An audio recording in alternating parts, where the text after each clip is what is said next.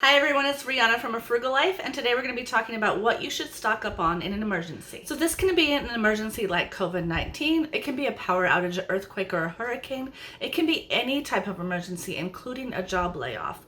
We've seen from COVID-19 though that anything can happen no matter how prepared you are. So there are some things that you should stock up on. If you want to, head on over to the card up above for stockpiling versus hoarding to see what's the difference. But for now, stay here with me while I talk about what you're going to stock up on, not hoard, next. So the first thing you want to know about stocking up for an emergency is buy only things that you and your family will use. It's no good to have reams and reams of pasta if you're low carb. It's no good and just stressful to have types of things you don't eat, like spam or corned beef, if you won't eat them except for an emergency. You only want to buy things that you and your family actually like, because you're going to be stressed enough during an emergency. You don't want to be even more stressed. So that brings us to number 2, which is how you determine what it is that you and your family like to eat. And this is so easy. Take a pencil and a paper or your phone and your tablet and go over to the pantry, the freezer, and the refrigerator and make a list. You want to make a list of everything that's in there that you love and that you would eat on a daily basis. Then you're going to go through that list and determine what things can be stored for kind of a long term, maybe 3 to 6 months. So your pantry and your freezer are going to be your best bet here, but there are some things in the refrigerator that you can think about storing in a different way. So carrots can be dehydrated or canned, yogurt can be frozen, butter can be frozen, milk can be frozen. So still write those things down, but you're going to have to think about how you're going to save them for a long-term storage. Number 3, and that is storing up on things that are not food. You are going to need things in an emergency, and I did need things in the last emergency that I hadn't thought about storing up on, like cough drops and aspirin or ibuprofen. So go through your medicine cabinet and determine what kind of over-the-counter products, especially for kids or seniors that can't go without them, that they really do need. Make a list of those things so that when you do go out and you see them at the dollar store, Big Lots, or on sale at the grocery store or Walmart, you can pick up a couple extra bottles to make sure that you're covered during an emergency. Number 4, maybe one that you haven't thought of, and that is your prescription medication. So my husband and I both have prescription medication that we cannot go without during an emergency or at any other time. So this one's going to be a little bit harder. You're going to have to go to your doctor and explain to them what you're trying to do, and it might be a little tough to get them to give you extra of your medication on a prescription. So if you have a 30-day supply, they might be willing to write you a 60-day supply instead, or even a 45-day supply instead, which does give you a little extra coverage. The other thing is, always, as soon as you start to run out or is available to fill again, make sure you go refill that prescription right away. You do not want to get stuck in an emergency with the pharmacies closed and realize you don't have insulin for your diabetes. So never let yourself run low on prescription medication. Number 5 may seem a little bit silly, but it's not. This is going to reduce a lot of worry this year. So this year especially, everybody's worried about money. So I want you to think about Christmas and Thanksgiving now if you haven't already. And I'm not talking just presents.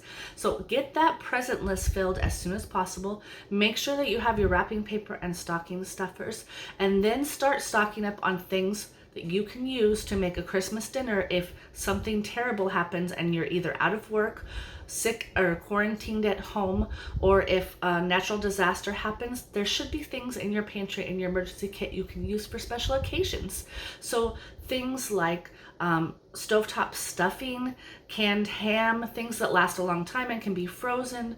Pies can be put in the freezer. So create some sort of emergency holiday dinner for your family that you can have in the freezer, pantry, or long-term storage, so that you can have those in case something does happen this Christmas. So number 6 is a good one. Something that did run out in big time quantities in our last emergency that we all know about was meat. So I want you to think a little bit outside the box now. We're not going to talk about storing up on meat right now. We're going to talk about the other option, and that's not eating meat. I want you to start planning now what happens if you had to go vegan or vegetarian for like a week during an emergency, or 14 days if you were quarantined. So the way that you can do that is make sure it's not stressful for you during the time of the emergency.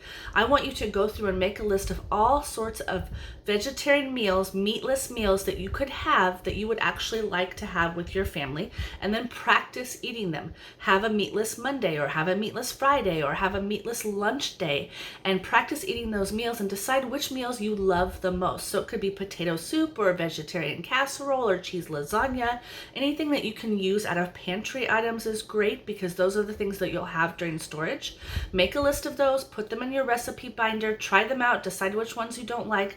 That way you have at least 3 to 5 or even 5 to 7 really good meals and recipes you like that are meatless. So if you do run out of meat, you can eat those during that time period and not feel stressed out about it. Number 7, I am not going to leave this one out of any long-term prep or short-term prep video, and that is water. You can never have enough water. So make sure that you have water for your pets and your family, and that you're covered for way more than the 3 days that they recommend for emergencies, especially now. So what happens if you have really good tap water, but that tap water is not running? It's been infected for some reason, or it's not running because of a natural disaster or hurricane. The 3 days that they tell you to put away is not enough. You're going to be hot, you're going to be tired, the AC is going to be turned off possibly, you may be sick and need more water. So store at least 10 days worth of water per person, per pet, in a good location in your house. Rotate it out so that it doesn't go bad. Number 8, and that's kind of going to go along with water, is your other beverage that you may have in your house that you use for both baking, cooking, and drinking, is milk. So milk is something that does run out, especially during emergencies, because it has to be trucked, cannot be stored very long in the store, and has a short expiration date. So I want you to go out and buy some shelf-stable milk. It can be dry milk, which is not that great to drink, but is perfectly fine for cooking and baking. It can be shelf-stable milk in those little cartons. It actually does taste pretty good and is fine on things like cereal or in oatmeal, or definitely in baking. So I'm going to put some links down below to where you can find these types of shelf-stable milk. But you can also find them a lot at discount stores. So if you have a grocery outlet or a Dollar Tree, look for shelf-stable milk and buy enough that you could use during an emergency before the expiration date. And make sure if you do get close to that expiration date that you use it up and then replace it. Number 9 is my top secret to prepping, and that is Bisquick. So it may seem a little crazy, but Bisquick is not just for pancakes. Bisquick is going to cover you big time if you are low on food. You can make breakfast, dinner, lunch, and snacks with Bisquick. I'm going to put a link down below to my favorite Bisquick cookbook, but you can also look up some online, print them out if you like them, because in an emergency you may not have internet. But you can have pancakes, waffles, quick bread, pizza crust, casseroles, anything you can think of that may typically run out during an emergency or that you may not be able to get can be made with Bisquick, and Bisquick lasts a long time in the pantry, even longer in the freezer. Number 10, nobody is ever excited about, but I'm going to tell you how to make it easy, and that is canned meat.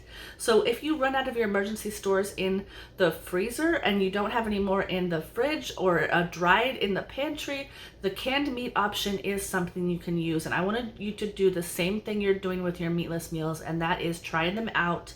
Make sure you like them and only store the ones that you like, because in a terrible emergency situation, it is going to stress you out big time to eat something you hate.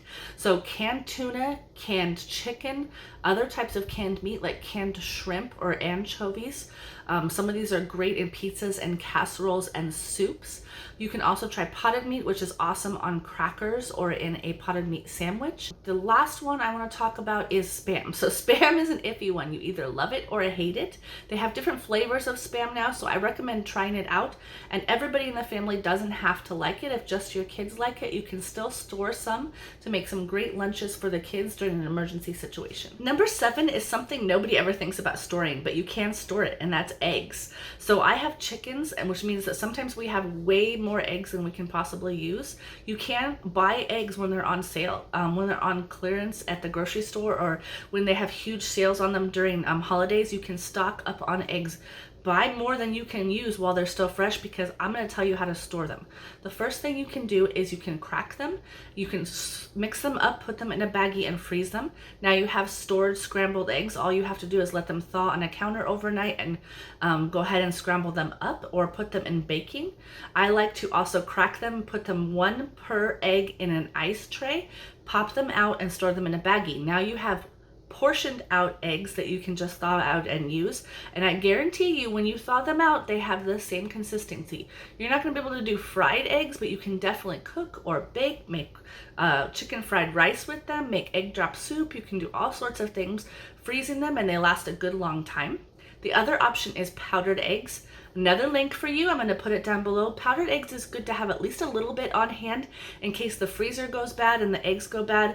Powdered eggs are great to cook with and bake with, and especially if you want to bake things and you can't get to the store, or there's a bad thing that's happening outside like COVID-19, having a little bit of powdered eggs on hand will make you feel better, because you can still make things like cakes and cupcakes and whatever else you need that can use eggs for baking. Number 12 is one of my favorites, and that is pasta and rice. Pasta and rice are, as another YouTuber said it, forever foods. Forever foods are things that preppers love. Pasta and rice are the ultimate things to prep, and they ran out fast. Pasta, rice, and beans can last a long time, or practically forever in your pantry if you store them correctly. So I will link a couple videos down below about how to store pasta and rice correctly, but it's super easy.